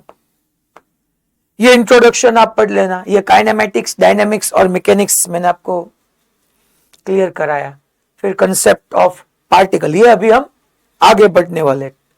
ये फ्रेम ऑफ रेफरेंस मैंने आज आपको नहीं पढ़ाई क्योंकि आज उसका कुछ रिक्वायरमेंट नहीं था, इसलिए हम कल के लेक्चर में इसका रियल रिक्वायरमेंट होगा चैप्टर नंबर 4 में। जो डायनामिक्स होगा ना, वहां पे हमको फ्रेम ऑफ रेफरेंस की हेल्प लेनी पड़ेगी, मगर हम पढ़ेंगे उसके पहले ही। ये पोजीशन, पाथ लेंथ, ये सब हम पढ़ चुके हैं। फिर ये एग्जाम्पल के थ्रू आप देख लेना, मैं आपको ये एग्जाम्पल सॉल्व करा रहा हूं। देखिए ये एग्जाम्पल क्या बता रहा है, यहां पे ये ओ पॉइंट है मेरा, ये ओ पॉइंट है। ये आपको सबको दिख रहा है? क्लियर सबको? ओके देन अब a particle is moving on X axis, ये एक्स एक्सिस है और पार्टिकल यहां से मूव कर रहा है। Find path length and displacement for the following path. ये पहले पाथ देखिए, इसमें क्या बताया है? A B C D A. That means particle ने ए से स्टार्ट किया, फिर बी गया, फिर सी, सी से वो डी, डी यहां पे डी, तो ये वापस ऐसे मुड़ा, डी चला गया, डी से फिर वो ए आया, ऐसा कुछ हुआ। उसने ए से स्टार्ट किया, बी गया, सी गया, फिर डी वापस है तो वापस, फिर ए। Okay no problem. इसमें पहले मैं पाथ लेंथ, एक क्वेश्चन मैं आपको सॉल्व करा रहा हूं। देखिए कि पाथ लेंथ दैट मीन्स वो जो पाथ फॉलो किया है वो नेगेटिव नहीं हो सकता। पहले कहां पे चला गया? ए टू बी। ये ए पे 10 है, बी पे 30 है, सो 30 में से 10 निकालो तो ये 20 मीटर चला। फिर बी से सी, बी पे कोऑर्डिनेट 30 है, सी पे 50 है, 30 50 तो डिफरेंस कितना हुआ? 20 मीटर। ओके फिर सी से डायरेक्ट डी गया, ओके सी से डायरेक्ट ये 50, फिर ये 0 और ये -20। सर -20, अरे डिस्टेंस ट्रेवल -20 थोड़े नहीं होगा।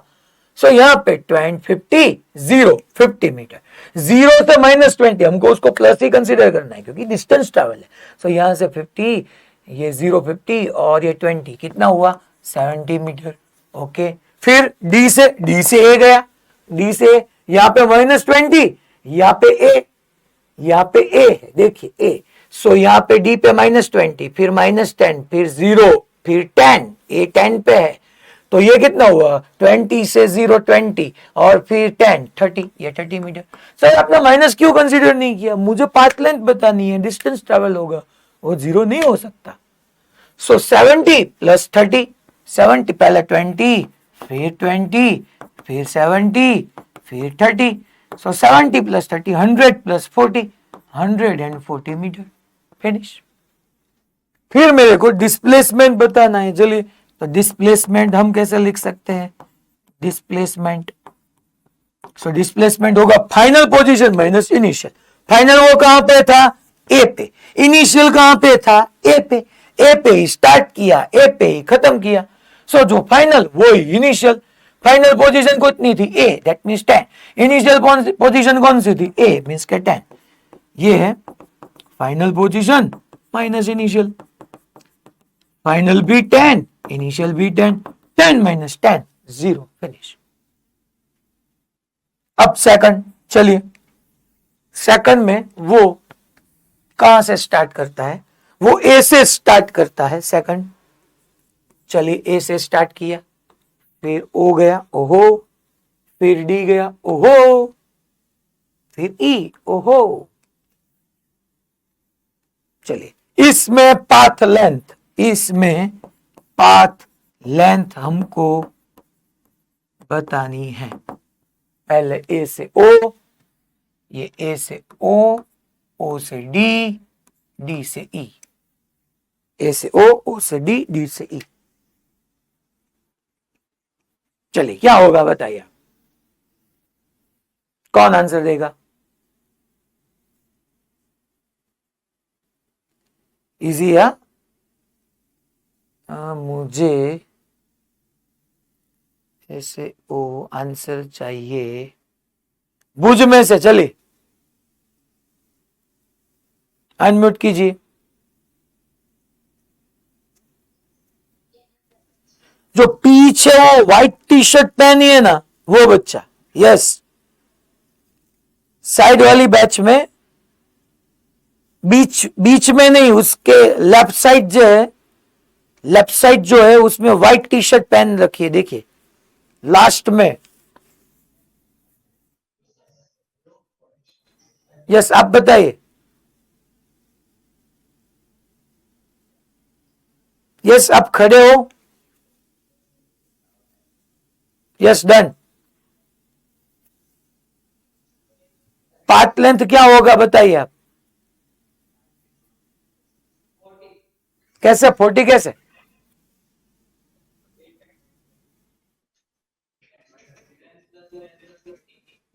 टेन प्लस 30, ये तो -30 है।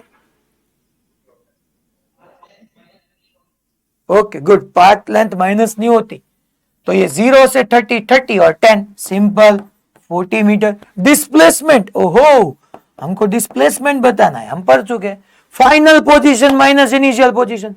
फाइनल पोजीशन कौन सी है? -30 माइनस इनिशियल क्या है? 10, ये हमारी इनिशियल पोजीशन है 10, ये -30 हमारी फाइनल पोजीशन है। तो final position minus initial, final is -30, initial is -10, तो -30 -10 -40 मीटर। मैंने बताया था डिस्प्लेसमेंट नेगेटिव हो सकता है, हुआ देखिए। पाथ लेंथ ऑलवेज पॉजिटिव होगी, displacement it may be 0, it may be negative. समझ में आ रहा है सबको? क्लियर? यस। कहां से, कौन से सेंटर से? अहमदाबाद। यस बताइए, क्या बताया आपने? ये फर्स्ट में तो 0 ही लिखा है ना मैंने, डिस्प्लेसमेंट 0। ठीक है, ओके। आप वैकेशन के मोड में चले नहीं गए ना? ठीक है, ओके। अब ये थर्ड एंड फोर्थ होमवर्क में कर सकते हो। ओके चलिए, ये होमवर्क, ये भी होमवर्क। चलिए इसका आंसर आपको कैसे करना है, ए तो ऐसे 1 फिंगर, बी तो 2 फिंगर, सी तो 3 फिंगर, डी तो 4 फिंगर। चलिए, a particle moves from A to B, पहले वो ए टू बी गया, then goes from B to C, फिर वो बी टू सी चला, as shown in the figure. What is the path length, पहले A to B then B to C, path length बतानी है, 4 metre, 6 metre, 3 metre, 2 metre. चलिए बताइए। Okay, सूरत Gurukul good, सबका answer सही। जामनगर ओके, हारिया ओके। चलो GCI Palanpur okay done. Himmatnagar okay, Valsad okay. ये लोनावाड़ा में आप क्या बता रहे हो, ऐसे आप फिंगर करके बैठ, 1 2 3 4। वो क्या बता रहा है वो तेरे साइड वाला, हाँ सी 3 मीटर आया आपको।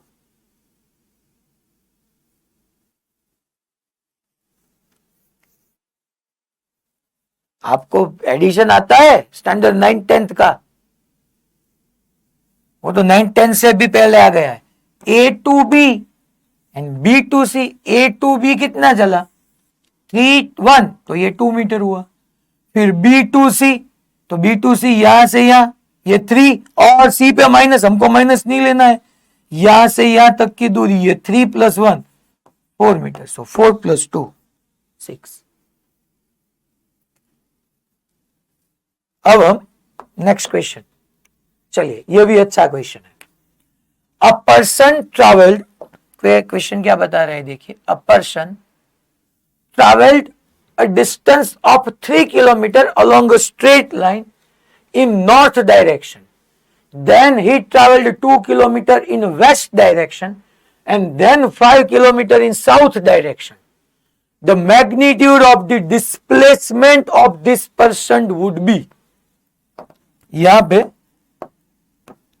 ये हमारी नॉर्थ साउथ और ईस्ट वेस्ट डायरेक्शन ऐसे होगी, देखिए ये नॉर्थ, ये साउथ, ये ईस्ट, ये वेस्ट।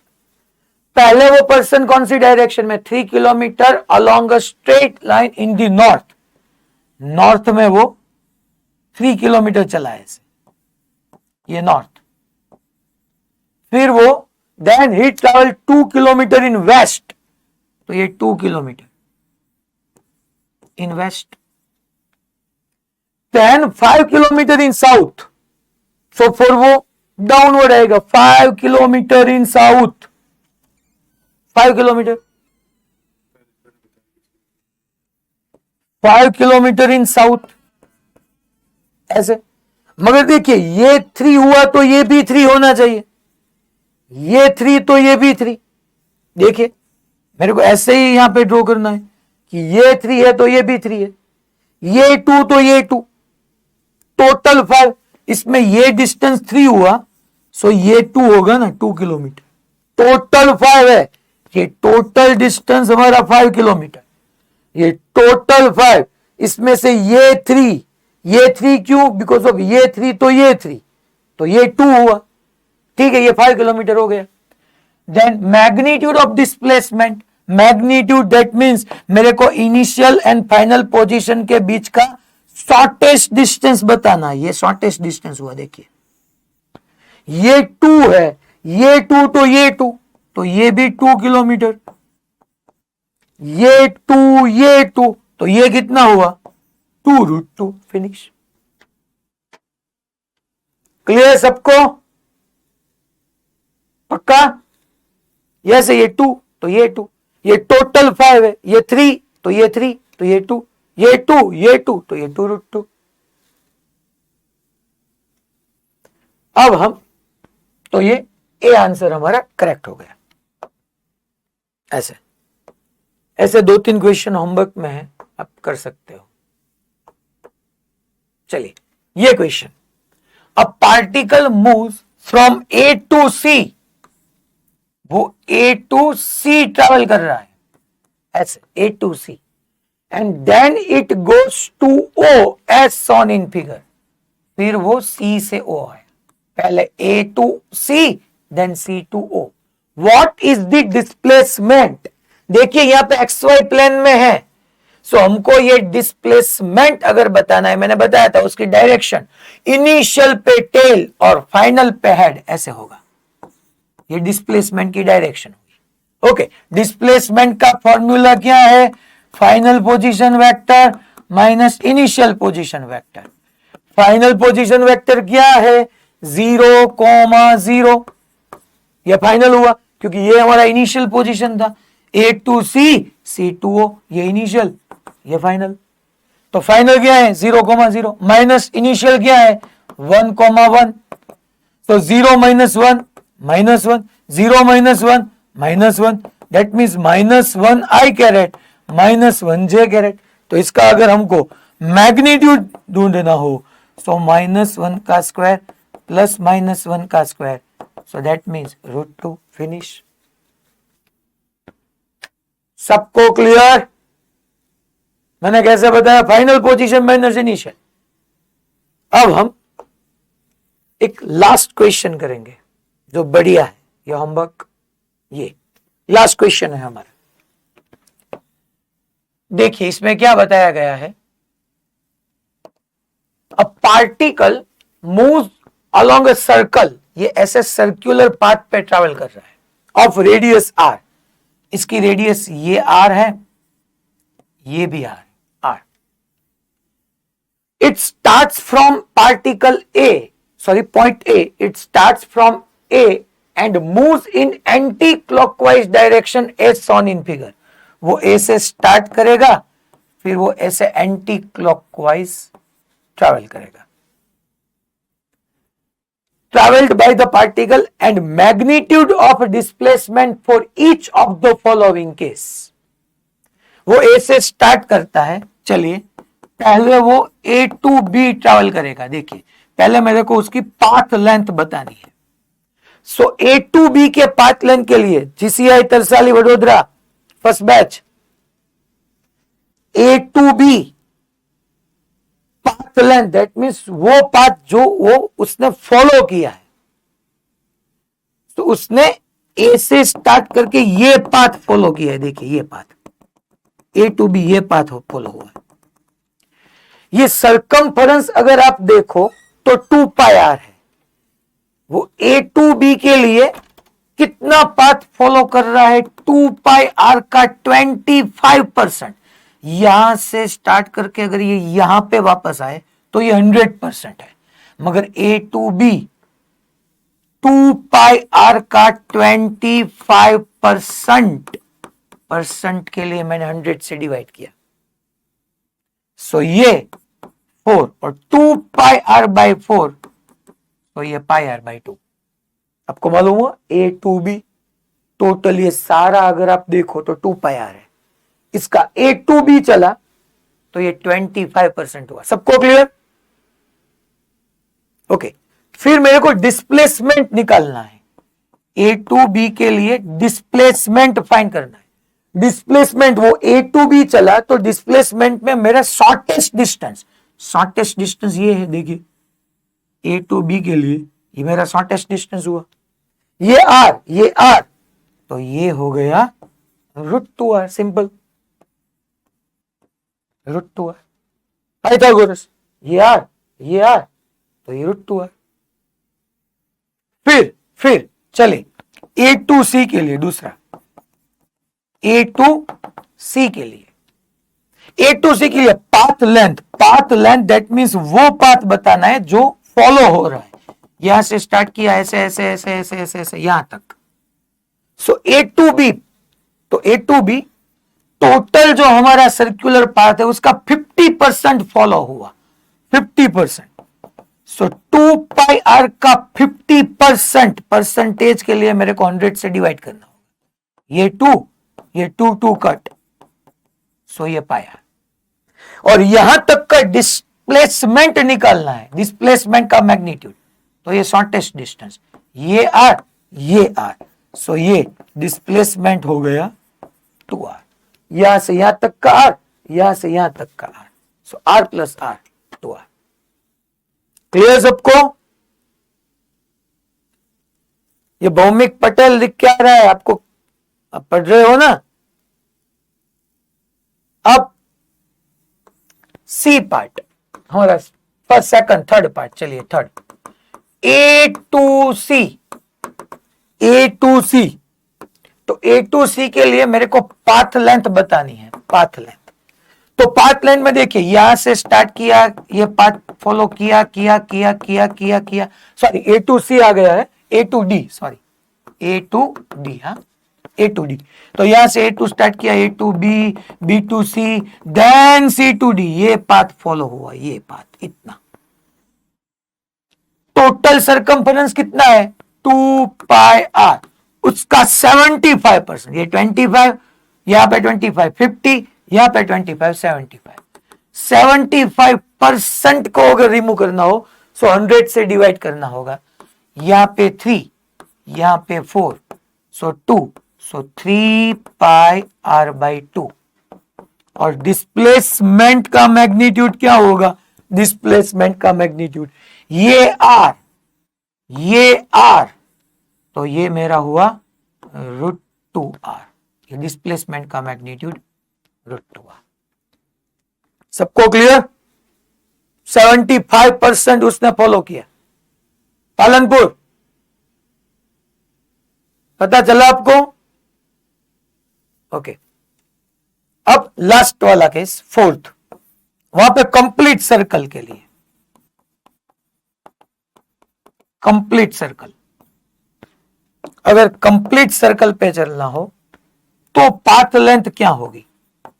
ए से स्टार्ट किया, चला चला चला, ये पाथ फॉलो कितना हुआ? ये टोटल सरकमफरेंस पाथ हुआ, टोटल जो हुआ वो 2 पाई आर हुआ। और इसका डिस्प्लेसमेंट क्या होगा? इसका डिस्प्लेसमेंट 0। क्यों 0? जहां से स्टार्ट किया वहां पे ही खत्म किया, जो इनिशियल पोजीशन वो ही फाइनल, तो 0। Path length 2 pi R. Clear सबको? ओके, ठीक है। इसके अलावा जो भी क्वेश्चन है वो आप होमवर्क में कर सकते हो। अब हम नेक्स्ट लेक्चर में आगे बढ़ेंगे, ठीक है? Thank you, bye bye, tata and see you.